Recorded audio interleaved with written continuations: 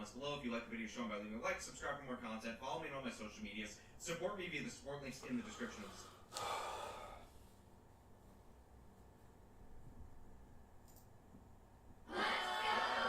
It's a wild way of steam and water park. Go wild. Go scream. Go. This Memorial Day weekend, please take a moment to remember the ultimate sacrifice. George Floyd. Yes, it's been 3 years now since he who was without sin, other than robbing a woman at gunpoint and tranquilizing himself into martyrdom, and of course, stealing via counterfeit cash before he did. 3 long years since our Lord and Savior left us. But of course, you won't forget that anyway, because our president has ensured he is properly remembered in our hearts and minds this weekend. Go ahead and forget D-Day, forget Iwo Jima, forget the 13 Marines and soldiers Joe Biden got killed just 2 years ago in Afghanistan. We will never forget what happened May 25th, 2020 to George Floyd. We will never forget George Floyd's name. We will never stop taking action in his honor, the president tweeted. Well, we probably should stop taking action in his honor, actually. Not just because George Floyd didn't show much honor for others during his own lifetime, but because that action in his honor has been nothing but destructive on top of it. The rap sheet in George Floyd's honor is, of course, far worse than even George Floyd's rap sheet itself. Billions in property damage, dozens dead, and the destruction of local police forces that would otherwise stop and bring justice to these crimes. But there are at least a few of us who have benefited greatly from St. Floyd's sacrifice, and by that I mean a very small selection of racial hucksters who have converted George's death into millions in personal enrichment. That, of course, being the people behind Black Lives Matter, the official national organization. Original co-founder Patrisse Cullors coined the hashtag in 2013 and formed the organization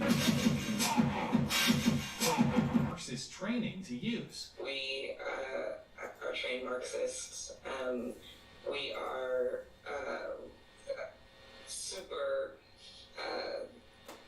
versed on sort of ideological theories. Awfully ironic, of course, that the Marxist training translated into ruthless, corrupt, personally enriching capitalism as George Floyd's death attracted some $80 million in donations to the organization, much of which Patrisse Cullors used to buy fancy personal properties and other unrelated luxuries. Cullors claimed these homes were for community spaces, but never used the spaces communally. All that happened there was a birthday party for her son, and a Biden inauguration party, and a brief stint with an attempted cooking show in which we were supposed to believe that this woman had never tried baked goods before, or at least never tried baking her own before. We're in a glorious kitchen because we are starting something new called Patrisse Tries. I'm going to be trying stuff I've never done before. Was it good? Patrisse did good. Bomb.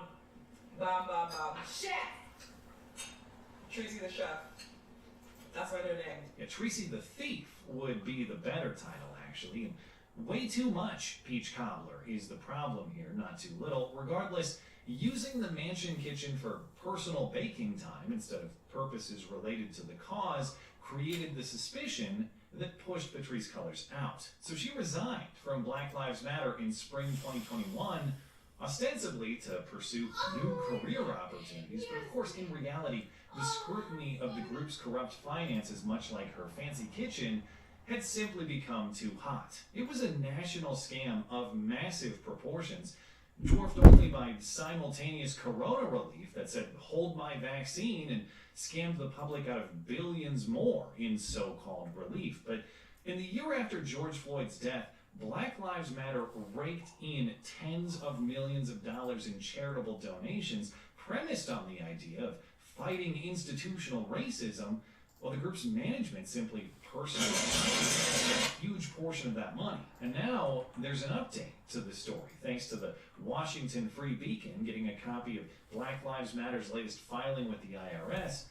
We can see a few financial trends emerging for the organization, or just some continuing. Most significantly, the cash has dramatically dried up, but the corruption has not. Black Lives Matter is quickly running out of money, But what they do have is still being paid handsomely to personal family and friends for completely dubious reasons. And remember, the reason we can see these numbers at all is because Black Lives Matter is a 501c3 charity. The organization does not pay any federal taxes, and people who donate to them can deduct those donations from their taxable income. So in exchange for a free pass from the IRS, the organization agrees to transparency.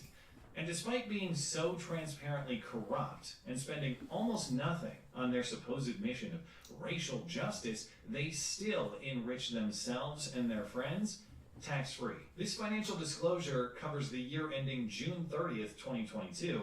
And the first thing it shows is that the George Floyd gravy train is quickly drying up. In the prior year, the year immediately after George Floyd's death, Black Lives Matter pulled $77 million in donations. But the year after, the most recent fiscal year, ending last summer, donations were down almost 90%. Only $9.3 million for the year. And that could be due to a number of factors. Maybe George Floyd enthusiasm just ran out. Maybe this public news of corruption caused some donors to hesitate. Or here's another factor for consideration. The government funny money hose turned off too. Because by the end of this fiscal year, the supposedly free checks from the government were phasing out, and the corresponding inflation was phasing in. And so people had to get smarter with their expenses, and mansions for Patrisse Cullors and company just didn't make the cut anymore. Of course, it's impossible to say exactly how much government funny money was funneled straight to Black Lives Matter, but I will speculate confidently that it is a factor to explain why the organization had so much income in 2021 and comparatively so little in 2022. So just remember, the next time you get another inflated bill that's tough to cover, at least Black Lives Matter fraudsters are able to cover theirs. But whatever the cause, income is drying up, but spending is not, at least on the same scale.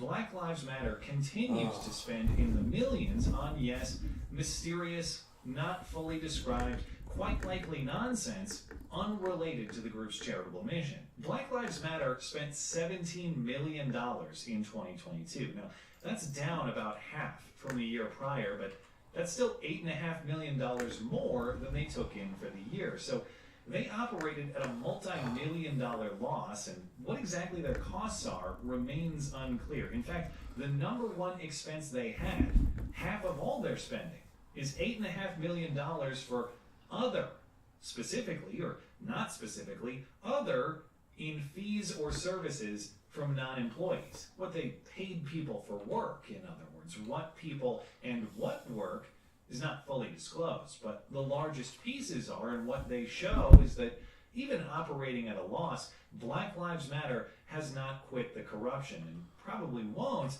until the last dollar is gone. Because while Patrisse Cullors may be gone, the cash flow to her friends and family is not. In fact, Patrisse's brother Paul remains one of only 2 paid employees of Black Lives Matter, and he made $1.6 million from the organization in 2022, providing professional security services. See, it's not enough corruption just to buy mansions for your own personal enjoyment. You gotta corruptly pay your brother to protect them too, as demonstrated not just by the nepotism, but as demonstrated by the fact that despite getting paid for professional security services, Paul Cullors has no prior professional security experience. His career prior was graffiti art, but I will guess that he was not earning 7 figures for this artwork, so it's a very nice raise for him. Prior to her departure, Patrisse Cullors said they had to hire Paul for security, even if he is completely unqualified, because other security firms commonly hire former police officers, and of course, former cops can't be trusted not to kneel on Patrisse's neck. And it's not just her brother. When Patrisse Cullors left, it's not like they brought in some charity watchdog to clean house. They just brought in her similarly corrupt friends to do the same thing under different names. Cicely Gay was brought in to